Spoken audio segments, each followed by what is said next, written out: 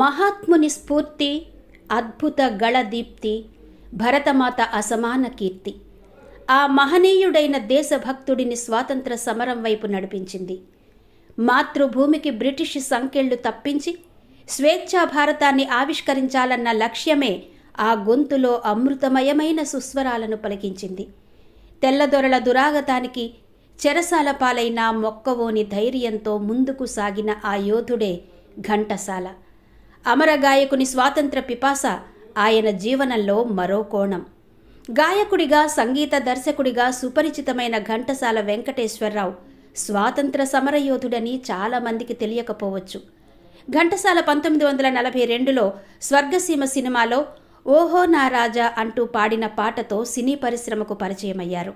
అదే సంవత్సరం 1942లో quit India ఉద్యమం జరుగుతుండగా ఆ ఉద్యమంలో ఘంటసాల కూడా పాల్గొన్నారు. క్విట్ ఇండియా ఉద్యమంలో పాల్గొని తన దేశభక్తిని చాటుకున్నారు. చెయ్యెత్తి జైకొట్టు తెలుగోడా, గతమెంతో ఘనకీర్తి కలవోడా అంటూ ప్రజల్లో దేశభక్తిని నింపారు. బ్లాక్ అండ్ వైట్ సినిమాల స్వర్ణయుగంలో తిరుగులేని గాయకుడు. 3000 సినిమా పాటలను పాడడమే కాకుండా దాదాపు 100 చిత్రాలకు సంగీత దర్శకత్వం వహించారు. పద్మశ్రీ బిరుదు అందుకున్న తొలి దక్షిణాది సినీ సంగీత ప్రముఖుడు ఘంటసాల వెంకటేశ్వరరావు స్వాతంత్రోద్యమం గురించి చెప్పిన మాటలు. నా చిన్నప్పుడు అంటే 1942 సంవత్సరంలో స్వాతంత్రోద్యమం తీవ్రతరమవుతున్నప్పుడు నాకసలు రాజకీయాలంటే ఏంటో అంతగా తెలిసేవి కావు.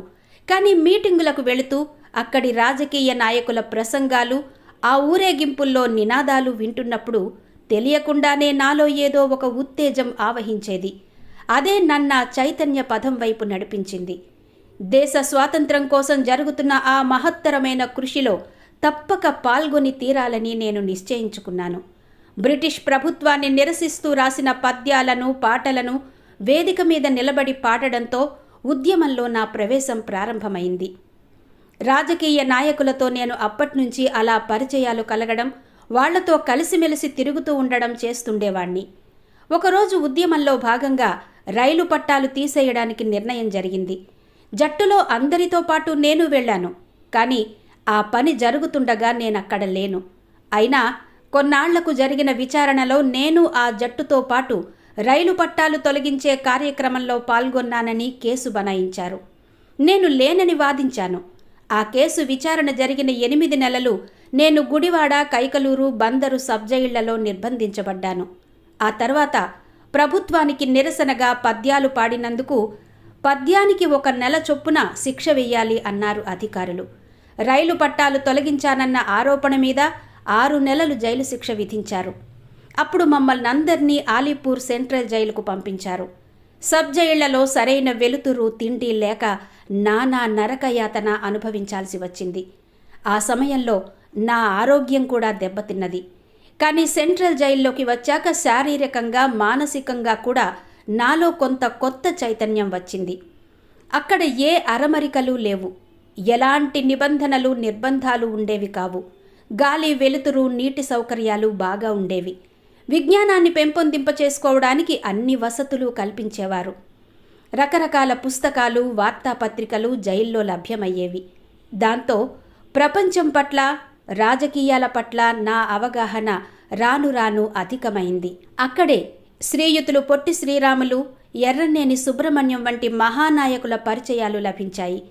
శ్రీయుతులు బిఎన్ మూర్తి, బెజవాడ గోపాల్ రెడ్డి వంటి నాయకులతో కలిసిమెలిసి తిరుగుతూ ఉండేవాడిని.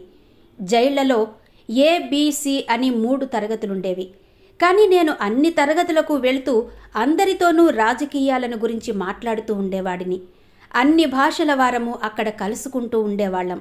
కాబట్టి జైలు జీవితం ఏకత్వానికి ఒక ప్రతీకగా నాలో నిలిచిపోయింది. ఉదయాన్నే లేచి ముందుగా ఏ కౌనాయా సవేరే సవేరే అనే పాట పాడేవాడిని. అందరూ ఆసక్తిగా నా పాటను వినేవారు. ఆ తర్వాత జెండా ఊంచా రహే హమారా అనే పాట పాడేవాడిని.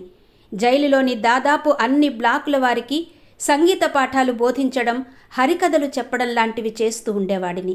అలా జైలు జీవితాన్ని గడిపి నేను విడుదలవుతున్న రోజున అందరూ కలిసి నాకొక సన్మాన సభ లాంటిది ఏర్పాటు చేశారు. స్వీట్లు, ఇంకా కొన్ని పలహారాలు తయారు చేయించి ఇచ్చారు. జైలు సమీపంలో లభించే ఒక రకం పెద్ద పెద్ద పువ్వులను మాలగా చేసి నాకు వేసినప్పుడు వారు నా పట్ల చూపిన అభిమానానికి, వాళ్ళందరినీ వదిలిపెట్టి వెళ్ళిపోతున్నందుకు నా కళ్ళల్లో నీళ్లు తిరిగాయి. అన్ని ప్రాంతాల వారిని అక్కడ కలుసుకున్న మహద్భాగ్యమే ఈరోజు ప్రతి చోట ఘంటసాల మావాడు అనేలా చేసిందని నేను భావిస్తాను. 2 సంవత్సరాలు అలా రకరకాలుగా కాంగ్రెస్ పార్టీ స్వాతంత్రోద్యమంలో పాల్గొనే సదవకాశం నాకు లభించింది. మన ప్రభుత్వం వారు అందుకుగాను 5 ఎకరాల భూమిని నాకిచ్చి గౌరవించారు. చైతన్యవంతమైన రోజులవి. ఆనాటి నాయకులు చిత్తశుద్ధితో, నిస్వార్థ బుద్ధితో దేశం కోసం అనేకమైన త్యాగాలు చేశారు. కానీ ఈనాటి రాజకీయ పరిస్థితులు రాను రాను అధ్వాన్నంగా తయారవుతున్నవి. ప్రజలలో అసంతృప్తి పెరిగిపోతూ ఉంది. మరోపక్క రాజకీయ నాయకులలో భేదాభిప్రాయాలు ఎక్కువైపోతున్నాయి. వీళ్ళందరూ దేశం కోసం తమలో తమకున్న భేదాలు విస్మరించి ప్రజాశ్రేయస్సు అన్న ఒక్క మాటకు బద్ధులై ఉండి కృషి చేస్తే ఎంత బావుండును అని అనిపిస్తూ ఉంటుంది.